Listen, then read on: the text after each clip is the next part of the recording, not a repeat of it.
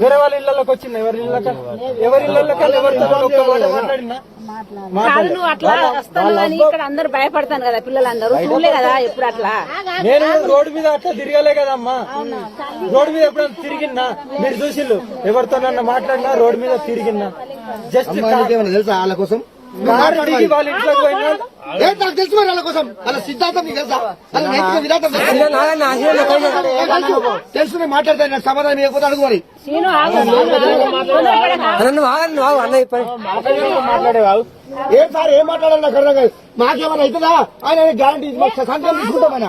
ఆయన పేపర్ రాసిస్తాడు, నేను రాసిస్తా. అది అది కావాలి నాకు. వస్తు కోసం నాకు కావాలి. మాడుకోండి చదవడం నిమ్మకాయలు పట్టుకొని ఏం చేయండి, నిమ్మకాయలు ఎందుకు పట్టుకోండి.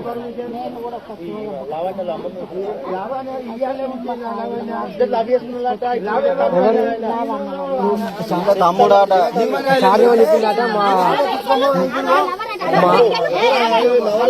ఇప్పుడు సడన్ చెప్తారు బాబు వచ్చని చెప్తాను మాట మ్యాచ్ అయితే లేదా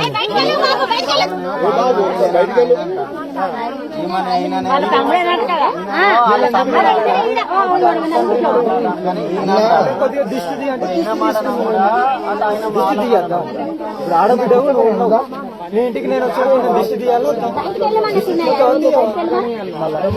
మరి ఇంకా నేను పడేసింది ఇవి అదే నిమ్మకాయలు. ఇప్పుడు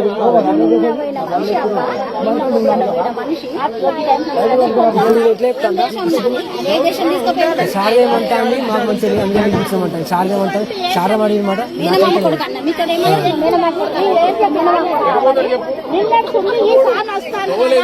అని డౌట్ మాకు అంతే.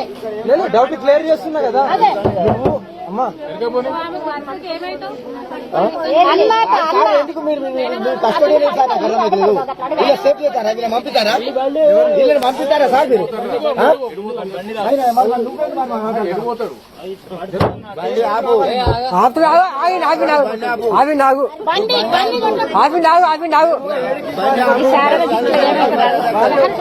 ఏం లేదు ఏ చుట్టాలు లేదు.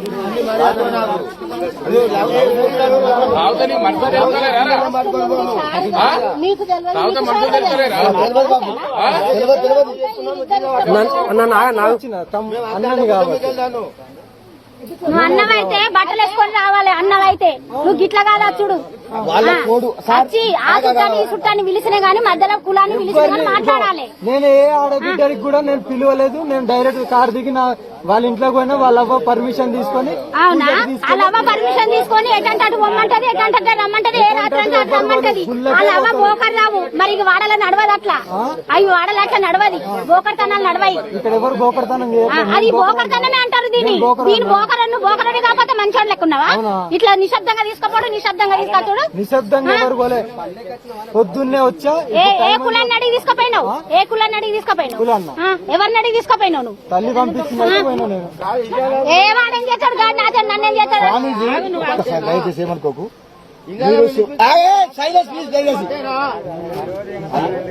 చెప్పండి మరి. ఎందుకంటే మీకున్న మీ భక్తి, మీ స్వామి స్మరణలో మీకు ఈ డ్రెస్ కూడా కాదు. మీరు ఎక్కడైనా మీకు సరే. ఇప్పుడు మీరు అట్లా అన్నారు కదా, మీరందరూ బట్టలు ఇవ్వన్నారు కదా.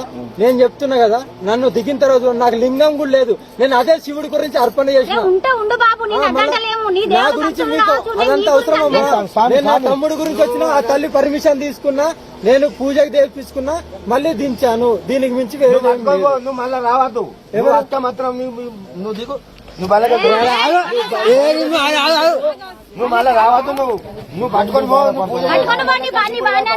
ఊర్లో పట్టుకొని పోయినా లౌకిక శిక్షణ ఉంటుంది నాకు తెలుసా. ఊరు గొడ్డు పోయిందా మొత్తానికి? అంటే ఇక్కడ గాజులు పెట్టుకోలేదు. నేను పెట్టుకున్నా తండ్రి.